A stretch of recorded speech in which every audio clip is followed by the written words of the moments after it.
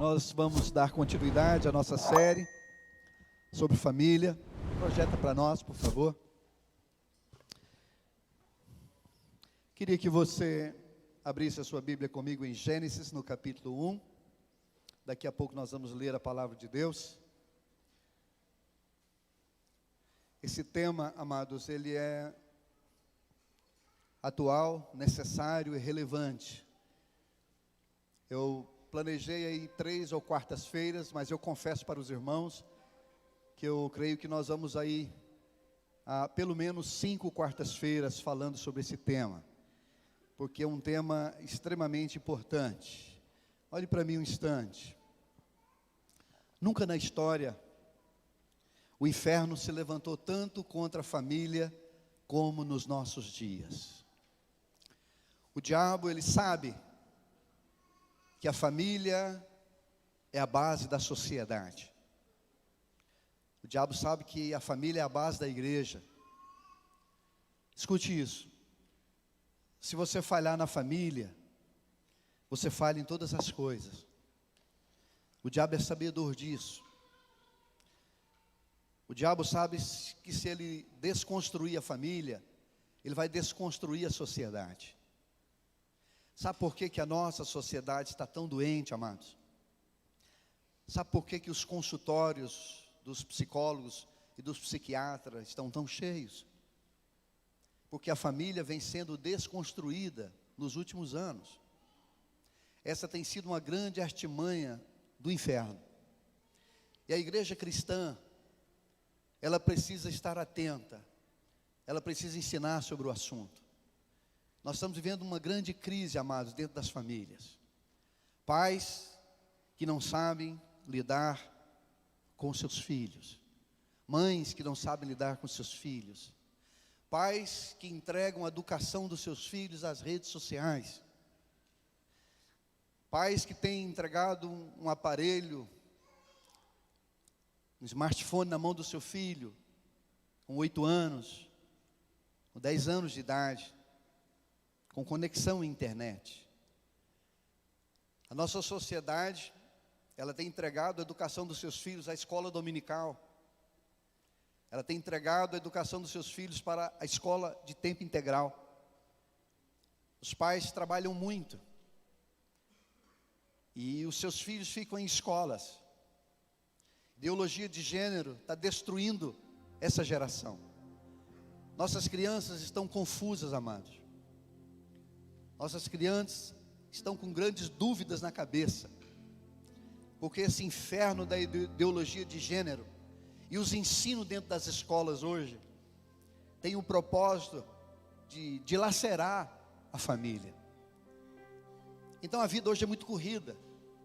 O pai vai trabalhar, a mãe vai trabalhar, chega tarde em casa, o filho passa o dia na escola, teve um contato com o professor, com o ensino da escola, com profissionais lá na escola.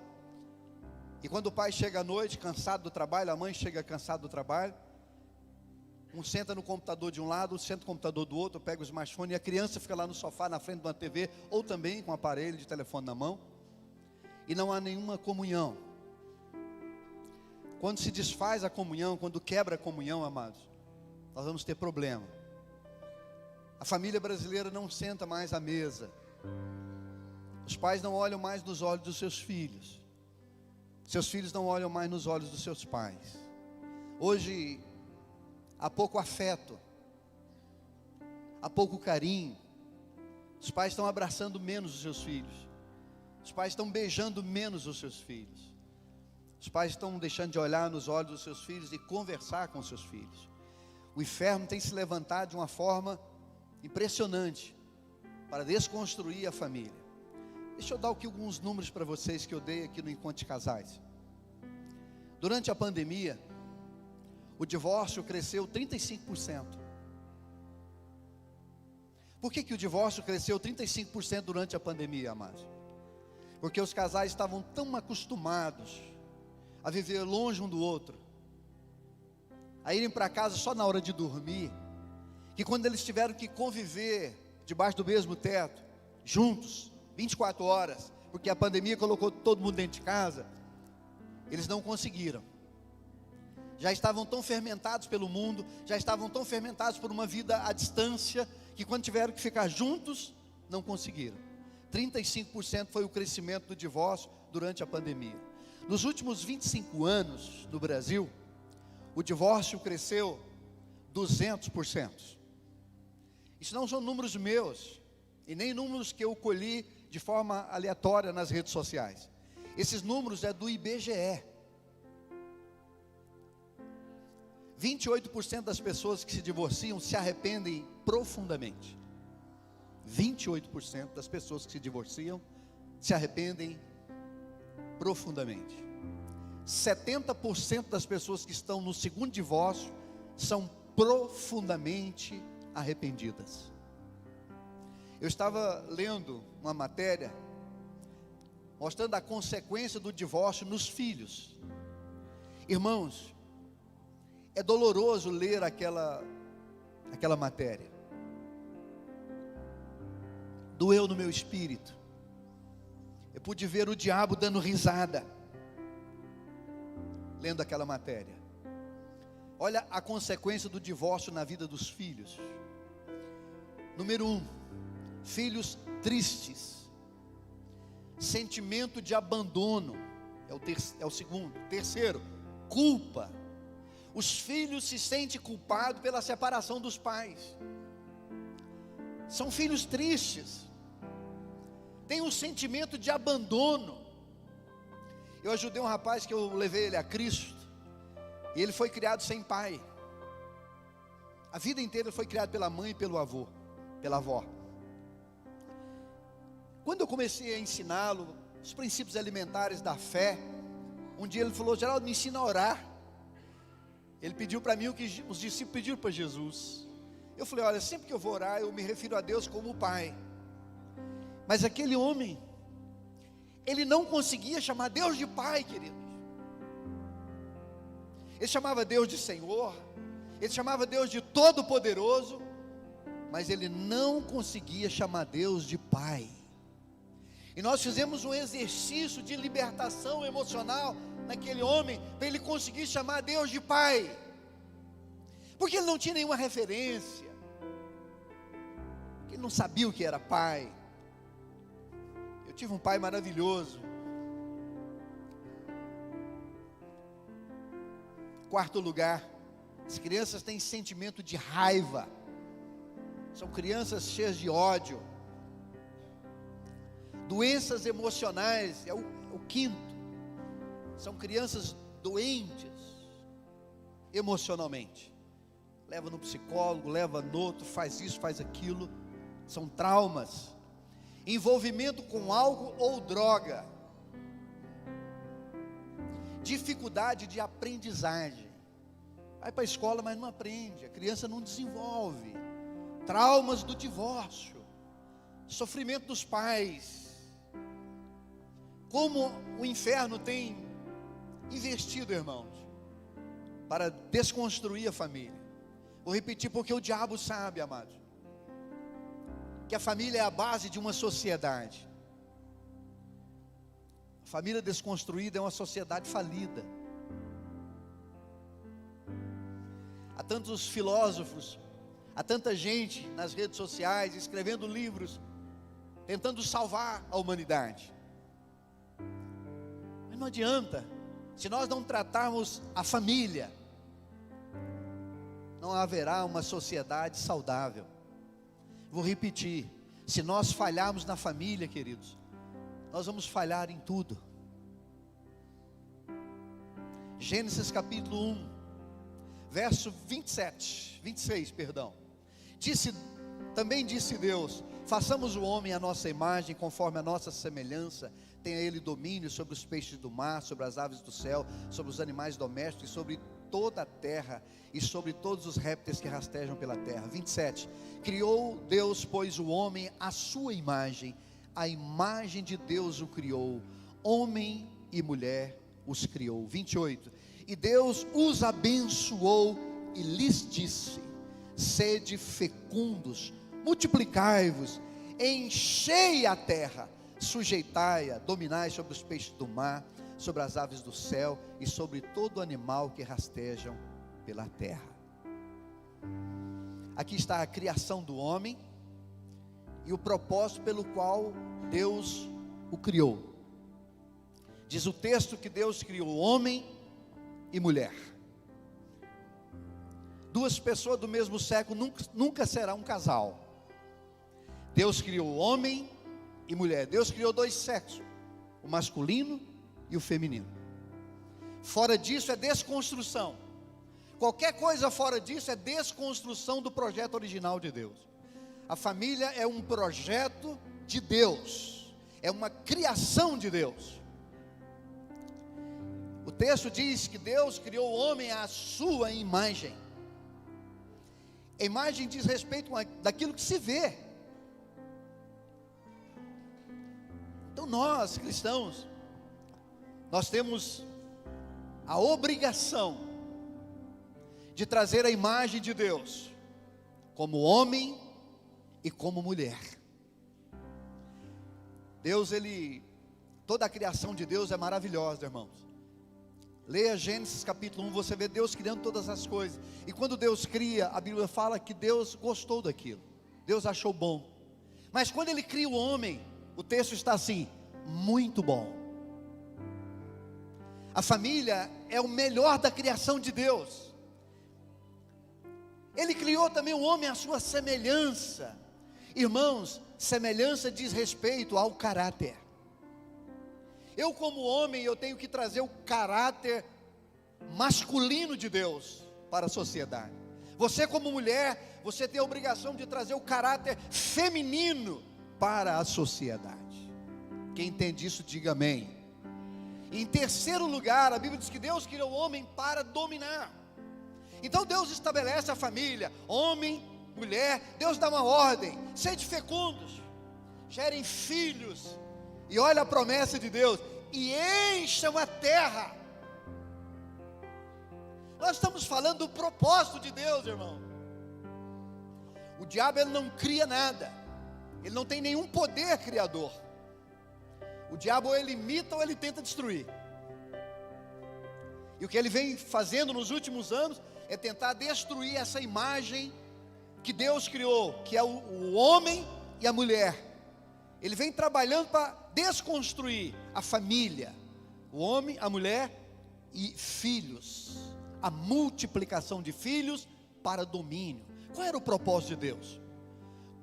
A família dominasse sobre todas as coisas. Famílias saudáveis, elas prosperam.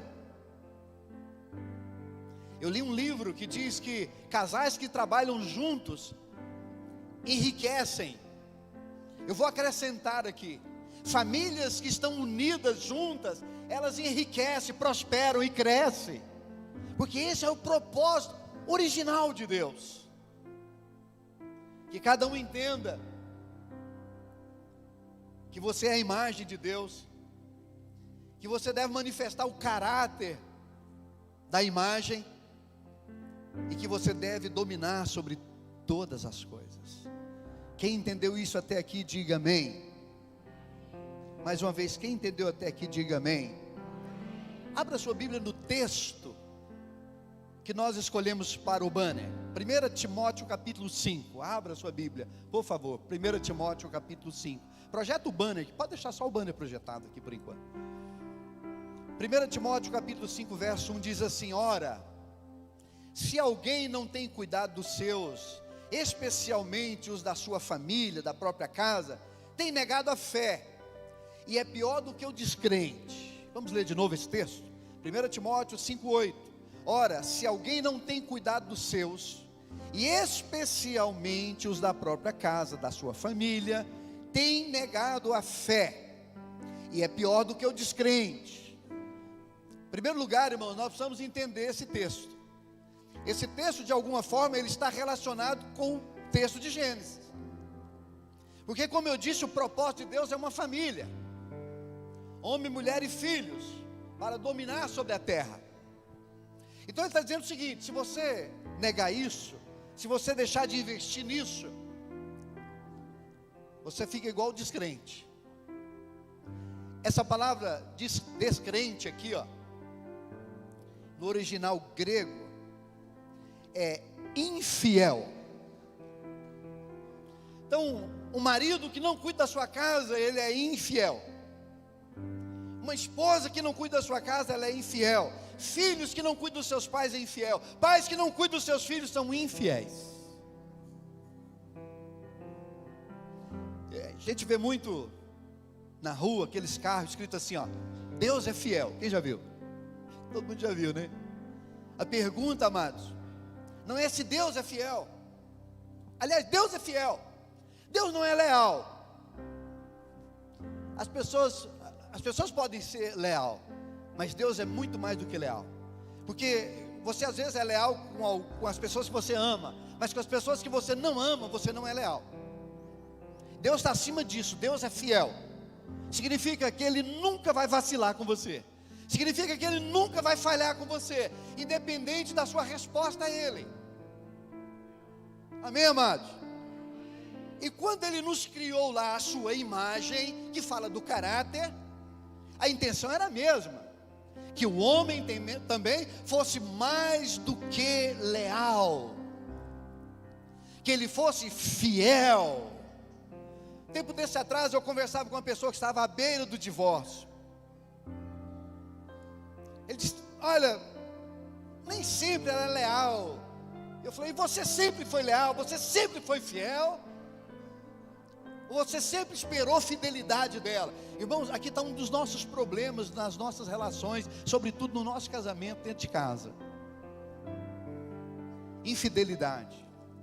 Porque se eu não cuidar bem, eu confesso para os irmãos que esse texto, eu como pastor, porque Timóteo está escrevendo para os líderes, Timóteo está escrevendo para nós, pastores, aqueles que estão na frente do rebanho.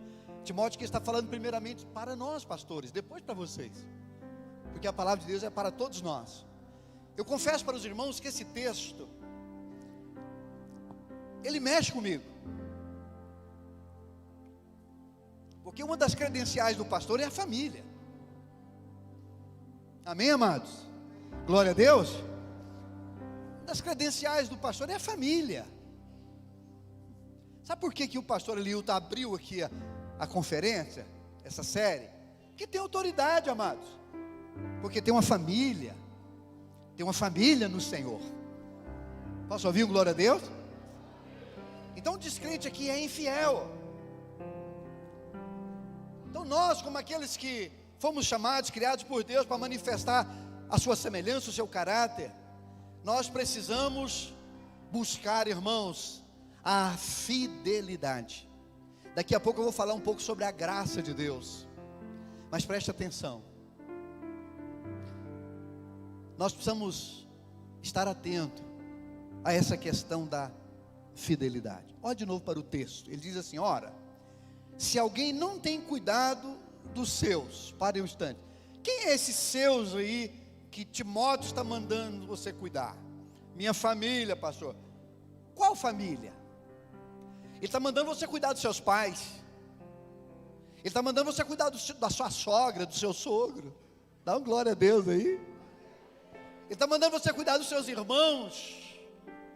Ele está mandando você cuidar do seu cunhado. Dá um sorriso para mim, diga amém. Cuidar do seu cunhado. Os seus aqui são pessoas que devem contribuir com a sua família, e que você deve contribuir com a família deles. Amém, amados? É interessante, queridos, como que as coisas vão entrando. Já viu as piadinhas com sogra? São muitas as piadinhas com sogras, mas tem gente, amados, que vai além da piada. Tem gente muito baixa, tem gente rasa, tem gente que pensa pouco, e ele acaba criando um atrito com a sogra. Eu particularmente não tenho nada para reclamar da minha sogra, até porque ela já está com Jesus. Mas a minha sogra, irmãos, graças a Deus, meu sogro, enquanto esteve aqui também, nunca tive problema. Mas eu tenho que cuidar dos seus. Você precisa cuidar dos seus. Pastor, ó, Minha família é uma bênção, mas eu tenho um cunhado que eu não suporto. Quem aqui tem pessoa chata na sua família, levanta a mão. Irmãos, na minha família tem uns tão chato que ele bate na porta, se você não abrir, ele passa por baixo. De tão chato que ele é. Mas a Bíblia diz que eu tenho que cuidar deles. A Bíblia diz que eu tenho que cuidar do meu sogro. A Bíblia diz que eu tenho que cuidar da minha sogra. Eu disse aqui para os irmãos, meu pai, ele, graças a Deus, teve uma vida muito boa financeiramente. Mas quando eu entendi o princípio da honra, eu comecei a ofertar na vida do meu pai. Fazia um cheque, dava para o meu pai. Primeira vez que eu dei, ele falou: o que é isso, meu filho? Eu falei: é uma oferta para o senhor. Ele falou: oferta para mim? Quem ganha oferta é pastor. Não, é uma oferta para o senhor. Eu sei que esse valor aí é insignificante, perto da renda do senhor, graças a Deus. Mas não é valor, é honra. Quem entende isso dá glória a Deus. Depois ele completa o texto. Ele diz: e especialmente os da própria casa. Agora envolve o seu cônjuge. Agora envolve os seus filhos. Ah, os meus filhos é de maior. Mudou nada. Ah, minha filha casou. Continua sendo sua filha. Queridos, a Bíblia diz que Jesus, até os 30 anos de idade. Tem alguém aqui com 30 anos? 30 anos, tem alguém? Você está com 30? Fica em pé aí bonito. 31, não, eu quero com 30. Quem está com 30? Tem nenhum 30? Vai de 31, vai lá, fica aí. Fica em pé, o 30. Ó, aí, ó, que é um barbudo, irmãos. Olha aqui. Jesus estava nessa estrutura aí, ó, e era obediente aos seus pais. Você pode dar uma glória a Deus? Jesus teve 3 períodos na vida dele, do 0 aos 12 anos de idade. Ele estava ensinando aos mestres na sinagoga, mas não começou o seu ministério. Depois ele tem o período dos 12 até os 30, onde a Bíblia diz que ele era obediente aos seus pais.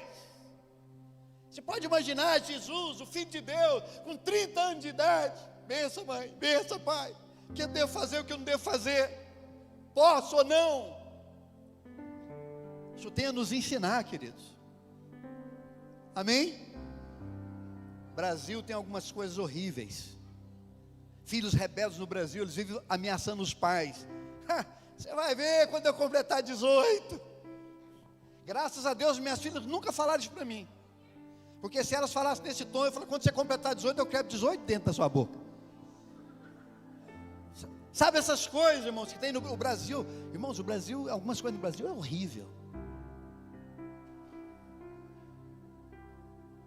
Uma criança não tem o direito de um monte de coisa, mas tem direito de trocar de sexo. Agora, é você cuidar da sua casa. Ah, eu sou um cristão, eu sou um homem de Deus, sou uma mulher de Deus. Estou todo domingo lá na igreja com as minhas mãos erguidas, bonitinhas. Meu melhor vestido, meu melhor perfume, aleluia, pastor. Você está cuidando da sua casa, querido? Você está sendo uma mulher de provérbios. Você entendeu que você está numa missão com o seu marido? Porque as mulheres de hoje, elas têm um problema com a palavra submissão, né? Submissão, ela chega a ficar arrepiada. Quando você fala de submissão, ela: o que é isso? Mulheres, digam comigo: submissão. Todas as mulheres, já viu como é que elas têm medo? Todas as mulheres, vamos lá. Submissão é estar com o marido na mesma missão. Amém, amados? Quando a Bíblia diz que Deus criou a mulher da costela de Adão, na nossa tradução aparece a palavra idônea, que Deus lhe fez uma companheira idônea. Mas no original hebraico está escrito assim: Deus lhe deu uma pessoa capaz. Lá aparece a palavra capaz. Eu estava ministrando em Primavera do Leste esse final de semana. E eu estava dizendo, irmãos, que o machismo colocou as mulheres lá atrás. Até dei um exemplo de um vizinho que nós tínhamos, um casal já de idade. Eles subiam todo dia para a igreja, e ele ia na frente, e ela uns 10 metros atrás, humilhada atrás dele. Aí o movimento feminista, que não é de agora, por favor, leia o livro da Ana Campagolo, você vai entender. O movimento feminista começou há 100 anos atrás, irmão. Começou a tomar força na década de 60. Aí o movimento feminista vem e tira a mulher lá de trás e coloca na frente. Eu disse lá em Primavera do Leste, vou repetir aqui. Irmãos, tem um monte de homem hoje com medo das mulheres. Homens com medo das mulheres. É verdade, tem medo de mulher. E mais do que isso, homens vestindo roupa de mulher. Esse dia eu fui num lugar, tinha um cara dentro de uma calça. Falei, como que esse infeliz entrou dentro dessa calça? Eu acho que ele subiu numa árvore, a mãe dele segurou e ele pulou dentro da calça.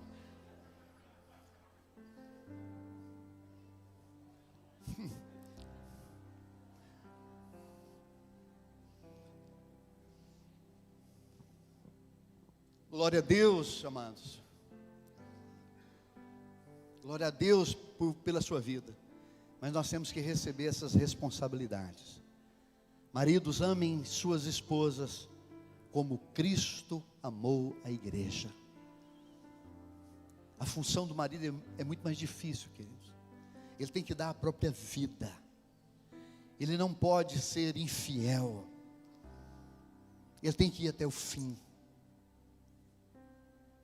Ah, mas ela não foi fiel. Mas você foi. Ah, mas ele não foi fiel. Mas você foi.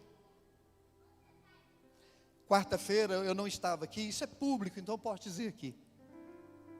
Isso é público, então eu posso dizer aqui, né? Está pública aquela situação, né? Está não? Então eu vou dizer. Quarta-feira passada eu não estava nesse culto. Você viu como é que os homens estão com medo de mulher? Perguntei para ela, ela fez assim. Quarta-feira eu estava em outro lugar. Depois nós cortamos isso aí. Eu estava lá em Morrinhos. Eu fiz questão de ir. Porque um casal muito de Deus, um casal precioso, que tiveram um problema no seu casamento. Ela teve um problema. E muita gente da cidade o aconselhou a abandoná-la. Gente dentro da igreja o aconselhou a desistir. Você é um rapaz bonito, famoso no Brasil inteiro. Não vai faltar uma companheira idônea para você. Mas ele não pegou esse caminho. Ele disse, eu vou ser fiel até o fim. E quarta-feira nós fomos fazer o envio dele de Morrinhos para São Paulo. Totalmente restaurado, com a sua esposa, o seu filhinho, na frente de toda a igreja. Eu dei uma palavra ali. Fidelidade. Hoje ele colocou uma imagem, uma foto dele, a esposa e o filhinho. Os três mais felizes que sapo na chuva. Aí ele escreveu lá embaixo assim: eu decidi ser fiel. Seja fiel. Amém, amados? Ah, pastor, que o senhor não sabe o que eu estou vivendo. Você também não sabe o que eu estou vivendo? É difícil, mas nós somos chamados à fidelidade. Aquele que não cuida dos seus e dos da própria casa, negou a fé. Não adianta você falar que é evangélico. Não adianta você falar que é pastor, você é obreiro, você é músico, ministro de louvor. Negou a fé. A Bíblia regula a partir da família, amados. Ei, olha isso. A Bíblia te avalia a partir da família. A Bíblia avalia o líder a partir da família. Marido de uma só mulher, que tenha filhos no Senhor. Veja como Deus está sempre avaliando pela família. Vamos caminhar mais um pouco. 1 Pedro capítulo 5, que nós vamos ouvir um testemunho agorinha. 1 Pedro capítulo 5, vamos ler um texto aqui.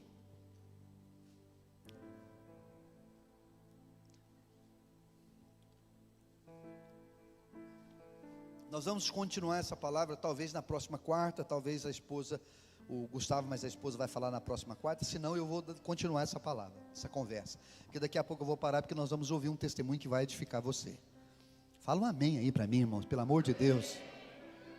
1 Pedro 5,10. Ora, o Deus de toda graça, que em Cristo vos chamou à sua eterna glória, depois de ter sofrido por um pouco, Ele mesmo vos há de aperfeiçoar, firmar, fortificar e fundamentar. Quem recebe essa palavra dá um glória a Deus. Irmãos, olha a riqueza desse versículo. Aqui tem pregação para 2 horas. Vamos ler de novo? 1 Pedro 5,10. Marque esse texto na sua Bíblia. Ora, o Deus de toda graça. Posso ouvir um amém da sua boca? Diga comigo, o Deus, não fala de boca cheia, o Deus de toda graça. Meu Deus, que em Cristo vos chamou, Ele chamou você à sua eterna glória, depois de ter sofrido, dado o exemplo, Ele mesmo, Ele que é modelo, Ele que é referência, Ele mesmo, Ele que te chamou, Ele que deu o exemplo, Ele vai trabalhar em você, Ele vai te aperfeiçoar, Ele vai te firmar, Ele vai te fortificar, Ele vai fundamentar. O Deus de toda graça. Vocês sabem, mas não custa repetir. Graça é favor de Deus. Graça é favor que eu não mereço. Isso é graça. Nenhum de nós merecíamos a eternidade, amados, porque nós somos pecadores, rebeldes. Mas Deus, pela sua graça, enviou o seu Filho. Deus, pela sua graça, sacrificou o seu Filho na cruz pelos nossos pecados. Graça é favor imerecido. E eu quero agora, antes do testemunho, passar para você 5 aspectos da graça de Deus. São mais, são 7, mas eu vou colocar 5 aspectos da graça de Deus para você entender o que significa esse Deus de toda graça, para você entender o quanto nós podemos sim vencer, para você entender o quanto nós podemos sim ter um casamento saudável. Irmãos, eu decidi ir com essa mulher até o fim. Nós vamos colocar a dentadura no mesmo copo, porque eu estou debaixo da graça do Deus de toda graça, que me ensina, que me fortalece, que me aperfeiçoa. Quantos estão sendo aperfeiçoados por Jesus aqui, da glória a Deus? Nada melhor do que um casamento para aperfeiçoar, não é? Casamento é ferro com ferro, irmãos. Salomão em Provérbios, ele diz que o ferro, com ferro ele afia. Já viu aquelas pessoas, o açougueiro, ele tem uma ferramenta de ferro, ele pega uma outra ferramenta de ferro, e ali ele vai afiar aquela ferramenta. Casamento é assim, os ferros vai esfregando no outro, tem hora que sai faísca, tchá! Mas vai afiando, amém? Ele aperfeiçoa, ele firma, ele fundamenta. Primeiro aspecto da graça, preste atenção nisso. Graça é dar algo de valor a quem não merece, mas precisa. Vou repetir, preste atenção nisso. Graça é dar algo de valor a quem não merece, mas precisa. Diga comigo, graça. Todo mundo diga, graça é dar algo de valor a quem não merece, mas precisa. Quem entende isso, diga amém. Ah, mas ela não merece, minha esposa não merece, mas ela precisa, querido. Ela precisa que você dê. Te custa, é de valor. Você está investindo em quem não merece, mas precisa. Você está construindo o caráter dela. Ah, mas o meu marido não merece, mas ele precisa, queridos. Quantas coisas que essa mulher me dá, irmãos, sem eu merecer. Todo dia minha esposa me dá coisas que eu não mereço, porque ela sabe que eu preciso. Minha esposa é muito boa para aconselhar. Minha esposa, ela tem uma visão, irmãos, ela vê do outro lado dessa parede, ó. Você perguntar para ela, quantos carros tem no estacionamento? Daqui ela conta. É uma habilidade para ver as coisas impressionante. Eu não tenho isso, o homem é meio trator, né? O homem é meio CBT, né? Vai embora. Aí a mulher tem, peraí, tem um negócio aí na frente. Isso é o primeiro aspecto da graça. Você dá algo de valor ao seu cônjuge, para o seu filho, ou o filho dá para o seu pai. Ah, mas ele não merece, mas ele precisa. Aquele jovem que eu disse para vocês que nós ganhamos para Cristo, que não relacionou com o pai dele, que tinha dificuldade de chamar Deus de pai, eu tinha que fazer um exercício com ele. O pai dele estava morrendo nas últimas. Aí o pai, ninguém sabia que ele era filho daquele homem, um dos homens mais ricos de Goiânia. Aquele homem ali, quase morrendo já, o seu olho fechando, ele chama uma das filhas. Diz: vocês não sabem, mas eu tenho um filho. Há muitos anos atrás eu engravidei uma empregada aqui em casa. Esse menino mora em tal lugar. Foram atrás do rapaz, porque aquele homem, antes de fechar os olhos, ele queria olhar para o filho dele. Ele não tinha nenhum filho homem, todas as filhas mulheres. Ele escondeu aquilo a vida inteira.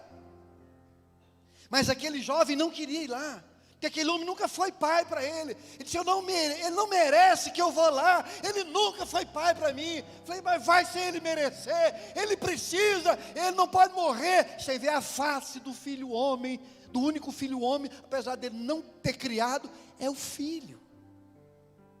Não é por merecimento, é porque ele precisa, vai fazer bem a alma dele. Dizer para as filhas dele: esse menino é o meu filho. Eu não cuidei, mas é o meu filho. Eu não pus no colo, mas é o meu filho. Eu não beijei, mas é meu filho. Eu não abracei, mas é meu filho. E vai lá. Graça é você dar algo de valor a quem não merece, mas precisa. Nada é mais espetacular nas Escrituras do que o perdão. Quando Davi está no melhor da vida dele, lá no trono, Saul já havia morrido. Davi diz: tem ainda algum descendente de Saul, que eu possa usar de misericórdia na vida dele? Tinha um rapaz chamado Mefibosete. A Bíblia diz que Mefibosete era aleijado das pernas, ele andava arrastando no chão, ele se sentia um miserável. Aí de repente Davi diz: manda chamar esse. Deram relatório para Davi quem era Mefibosete. Foram lá buscar. Quando chegaram lá, disse: Mefibosete, o rei te chama para um banquete. Mefibosete diz: quem vai olhar para um cão morto como eu? Assim era a alma de Mefibosete. Quem vai olhar para um cão morto igual eu? O rei olhou para você, Jesus olhou para mim e para você, irmãos, em nome de Jesus. E leva Mefibosete, ele senta na mesa do rei, ele come na mesa do rei. O rei dá uma parte da herança para Mefibosete. Mas o pai de Mefibosete tentou matar Davi. Graça é você dar algo de valor a quem não merece, mas precisa. Mefibosete precisava sair daquele estado de miséria.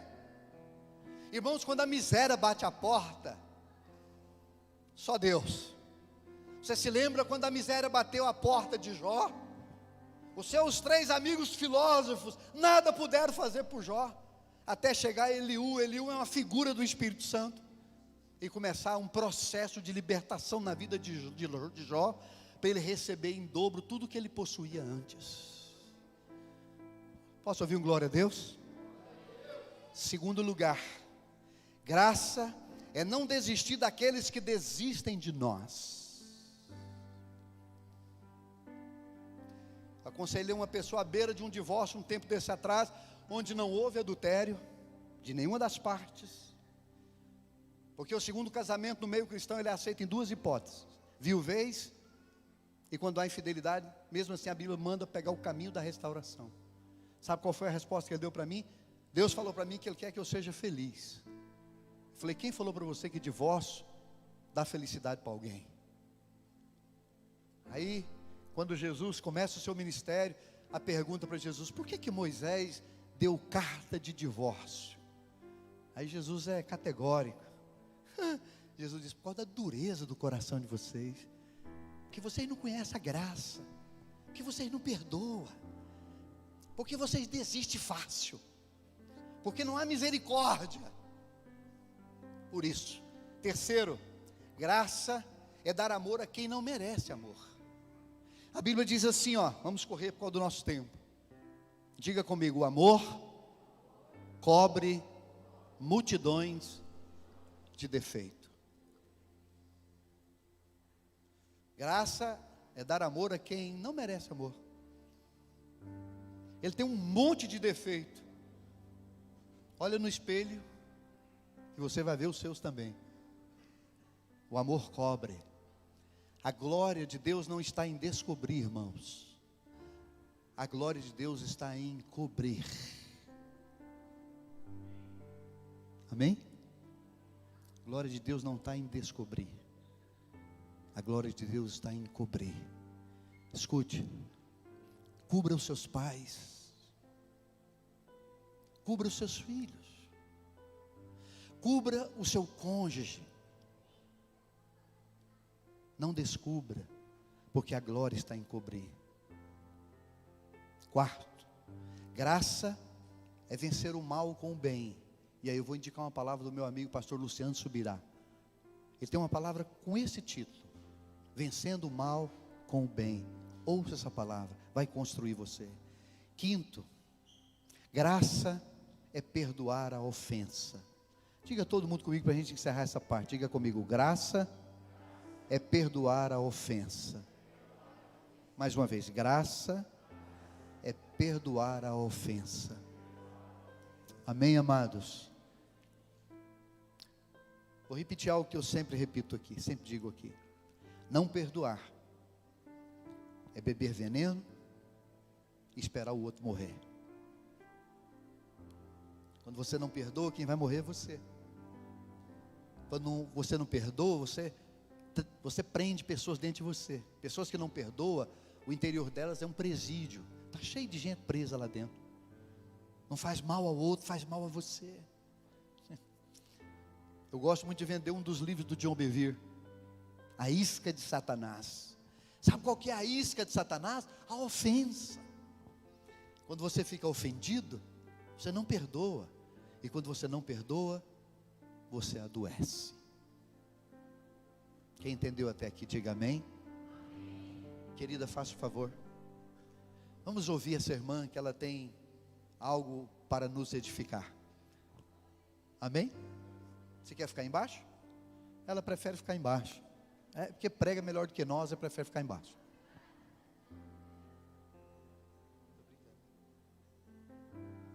Boa noite, irmãos. Para quem não me conhece, eu sou a Damares, filha do pastor Eli e da pastora Célia. Tenho 2 filhos. E o pastor que me chamou para dar o testemunho perguntou se eu poderia falar, e aí eu topei o desafio. Vou tentar encurtar ao máximo.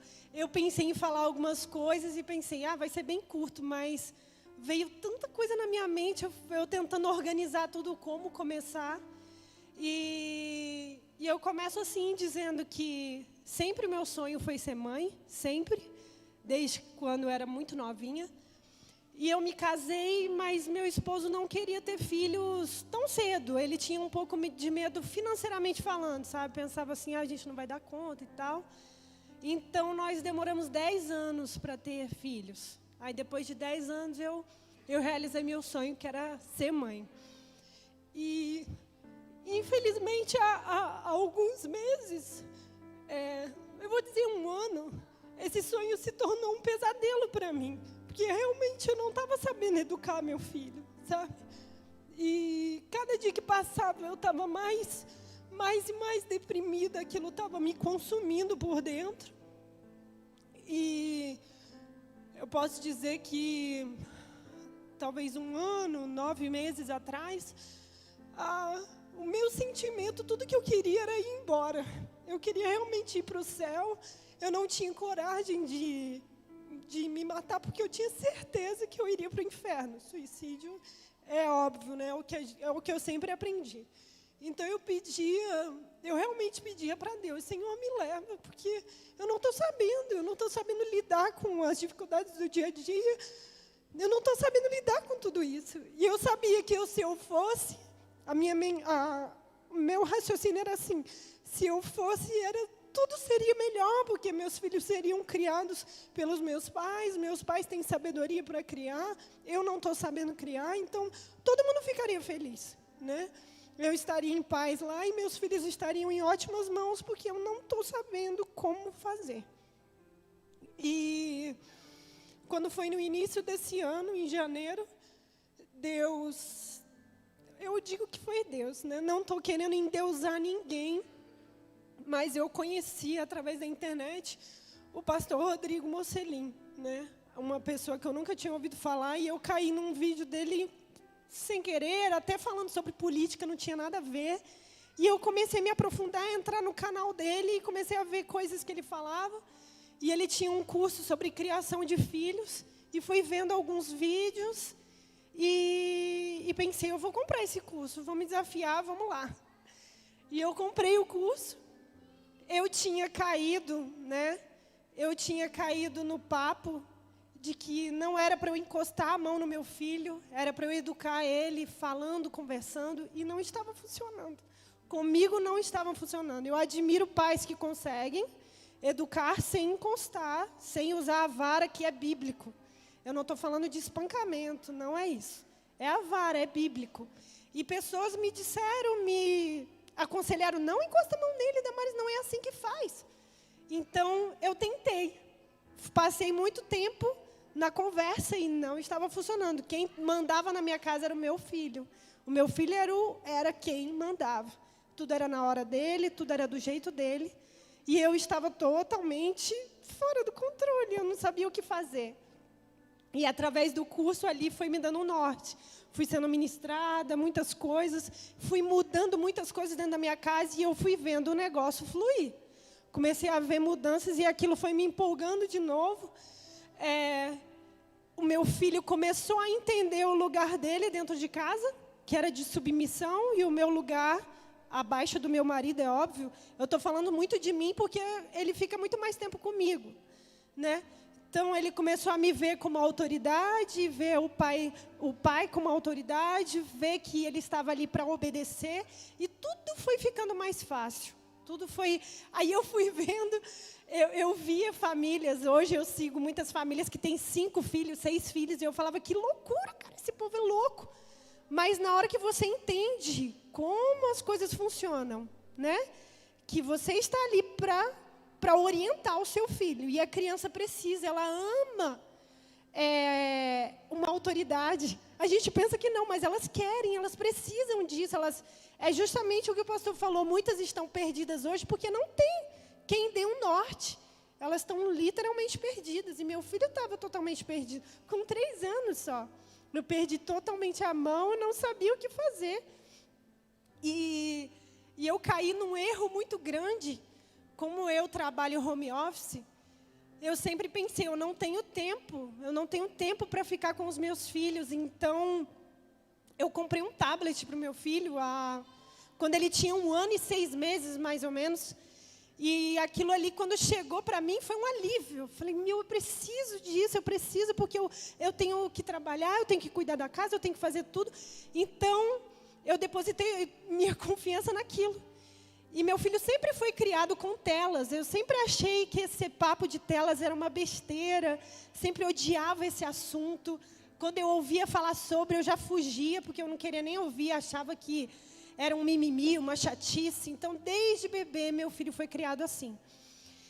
E eu fui vendo que meu filho não estava muito normal. Eu comparava com outras crianças, eu olhava e via alguns comportamentos, mas achava que talvez era o jeito dele, né? Ele não conversava, ele não conseguia ter uma conversa com outras pessoas. Até com a gente tinha uma certa dificuldade de se comunicar. Só que eu pensava que era qualquer outra coisa, não a tela, né? E isso eu sempre ficava, não tem como. Eu sempre dava a minha desculpa. A minha desculpa sempre era assim, a minha casa é pequena, eu não tenho quintal, eu não tenho espaço. Então, não tem como eu criar 2 crianças sem uma TV, sem um tablet. Como assim? Essas pessoas que criam desse jeito, elas têm espaço. Então, era a minha desculpa, sempre foi. Eu usava isso como a minha muleta. E eu virava e falava assim, não, quando eu tiver uma casa grande, com quintal, ficava só sonhando assim, aí sim, talvez seja possível. Mas nessa minha realidade, não. Aqui eu preciso disso. Aí o que aconteceu para eu poder, né, seguir essa cronologia? O pastor Rodrigo Mocelin, ele fala muito sobre homeschooling. E eu pensava que ensino domiciliar era algo fora do normal, assim, fora do meu alcance. Eu pensava que só a gente rica fazia, mas não. Aí eu comecei a perceber que era algo que eu conseguiria, que qualquer família consegue, basta esforço. Então, a partir dali, comprei um outro curso dele, que era de homeschooling, e comecei a ler sobre, ir atrás, e fui vendo, caramba, é possível. Mas meu filho já estava matriculado na escola. A gente já tinha pagado tudo, só que ele odiava ir para a escola. Todos os dias era muito choro, era muito desespero. A gente tinha pagado material, pagado matrícula, tudo. Foi muito dinheiro. Mas, depois de uns 2 meses, 3 meses, eu olhei para o meu marido e falei, não dá mais.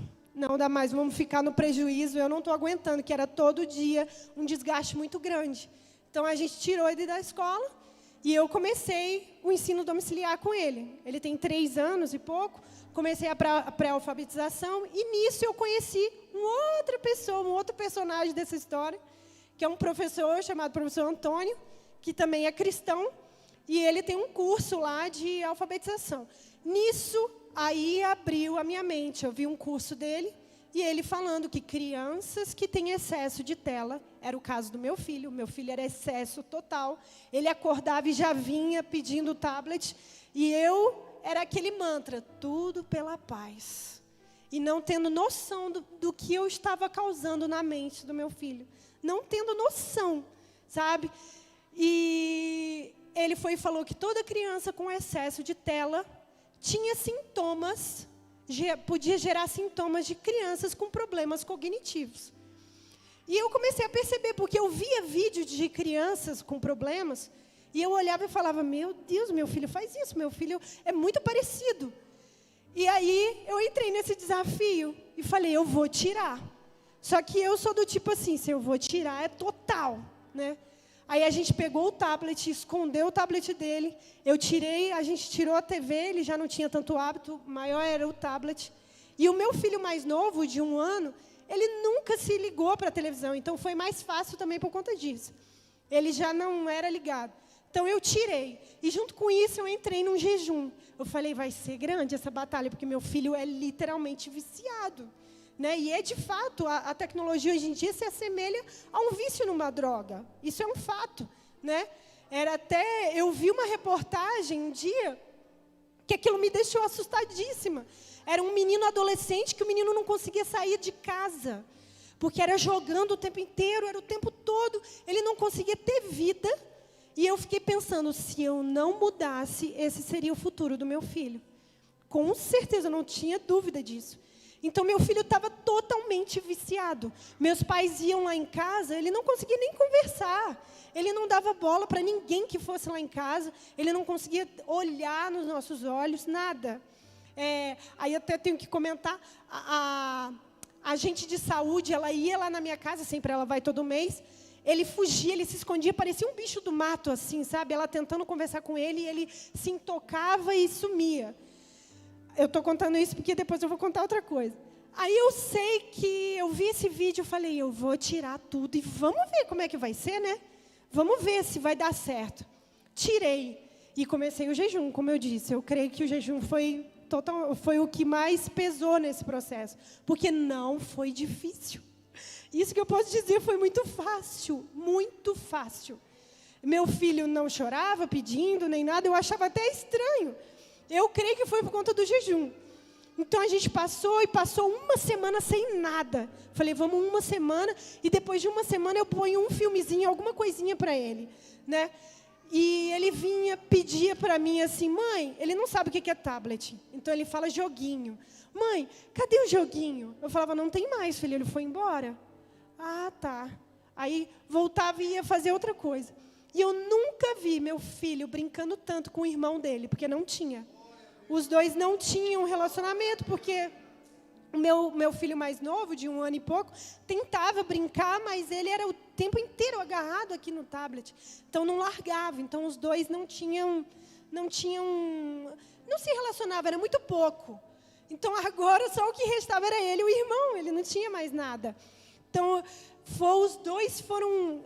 eu tenho trocentas filmagens dos dois, justamente. É aquela correria, um correndo para um lado, para o outro. É muito mais trabalho. Eu não tenho dúvida disso. É muito mais brinquedo jogado no chão. É muito mais sujeira. É muito mais dor de cabeça.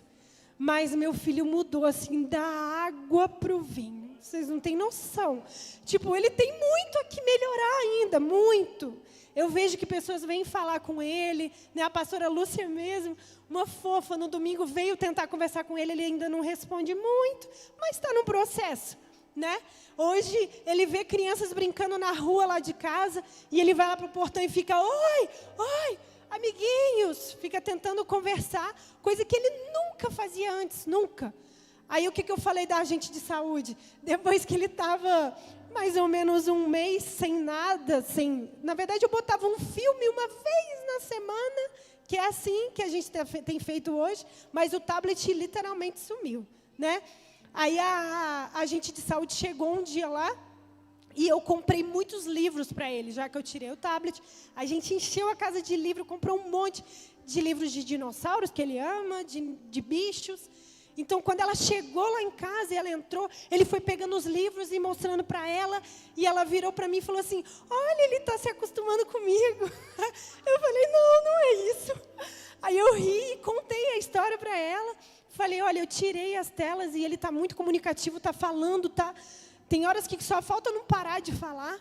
Então, assim, foi uma mudança incrível, incrível. Foi algo da água para o vinho.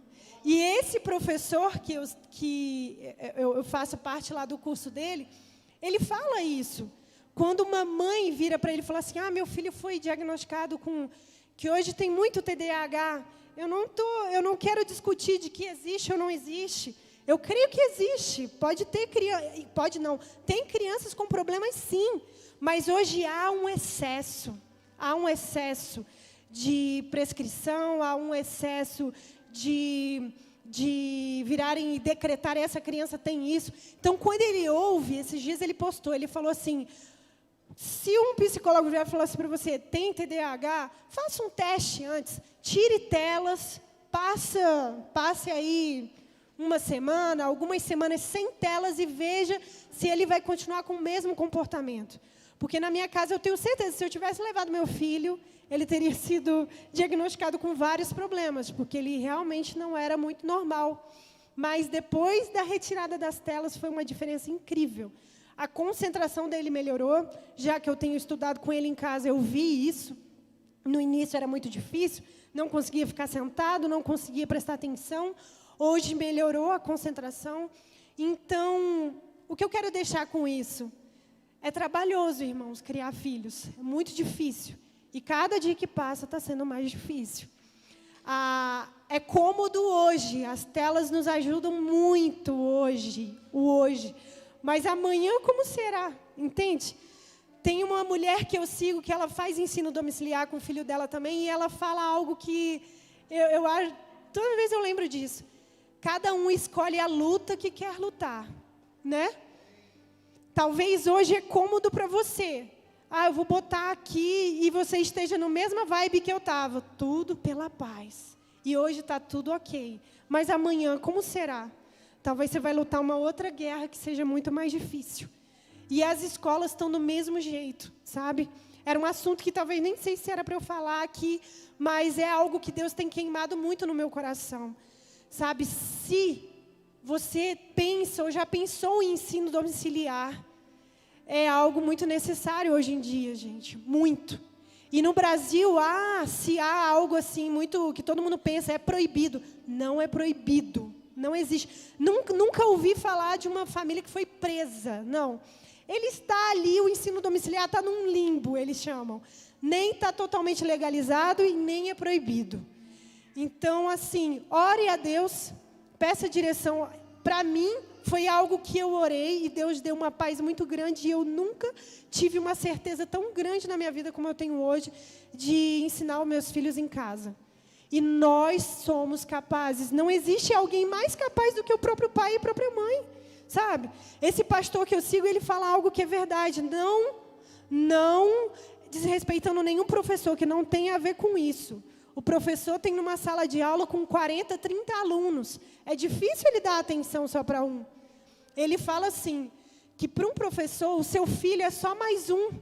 É só um nome ali na lista. Para você, o seu filho é a sua vida, é o seu tudo. Então, tipo assim, será que você não vai dar o melhor? É claro. E de todas as famílias que eu tenho visto, que fazem ensino domiciliar, o andamento da criança é muito melhor do que na escola. Ou então, se você não tem condições de fazer ensino domiciliar, não deixe de acompanhar seu filho em casa. É o que o pastor falou, não deixe para a escola ensinar. Irmãos, está muito difícil. É cada coisa que eu vejo que isso me dá um temor tão grande. E é uma frase que estava ali, é tão clichê, mas é tão atual. Não desista dos seus filhos, porque o diabo não vai desistir, irmãos. O negócio está muito feio, as coisas estão muito... As crianças, é como ele falou, nunca foram tão atacadas como hoje em dia. Então, prestem atenção, não descuidem, olhem o que os seus filhos veem, porque a internet é maravilhosa, mas ao mesmo tempo é destruidora. Então, por favor, lutem pelos seus filhos. Ser pai e mãe é difícil. E outra coisa que eu queria muito falar, que é algo que Deus falou muito, para eu não esquecer de dizer. Eu tive muita dificuldade de vir com meu filho para a igreja, muita. Porque meu filho não cresceu na igreja como eu cresci. Ele tem 3 anos só. Quando eu digo crescer, ele não nasceu e eu trouxe ele bebê. O tempo que ele estava bebezinho, eu e meu esposo, a gente estava afastado um pouco, sabe? Era aquele cristão em casa, né? Totalmente errado. A gente não estava frequentando. E quando eu comecei a trazer ele para a igreja, meu filho chorava todo domingo, me dava um trabalho horrível. E o domingo era sempre o pior dia para mim, pior dia. Eu pensava, meu Deus, hoje é culto. Mas eu sei que é o melhor lugar que o meu filho pode estar é aqui. Então não desista, traga. Eu sei que dá trabalho, eu vou falar igual muita gente de esquerda fala. Eu tenho lugar de fala para falar isso porque eu tive muita dificuldade com meu filho. Hoje está melhor. Mas ele ainda fala, quando eu digo vamos para a igreja, meu pai vê. Ele vira e fala assim, eu não quero ir para a igreja. Tem 3 anos, gente. Eu falo, você não tem que querer. Ninguém está perguntando se você quer ou não quer, você vai. Está entendendo? Então ele entra aqui e chorava, eu quero ir embora. E me fazia passar tanta vergonha, me fez passar tanta vergonha nessa igreja. Mas eu sabia, eu falava, Senhor, eu vou ser fiel. E eu sei que é o melhor lugar para o meu filho estar. Então não desista, não deixe o seu filho em casa, traga. Mesmo que dê trabalho, traga. Mesmo que as pessoas olhem para você, ele está chorando, está gritando, olhe. Não se importe com isso, não desista. Traga. Não tem lugar melhor para ele crescer que não seja aqui, dentro desse lugar. Amém, irmãos. Obrigada.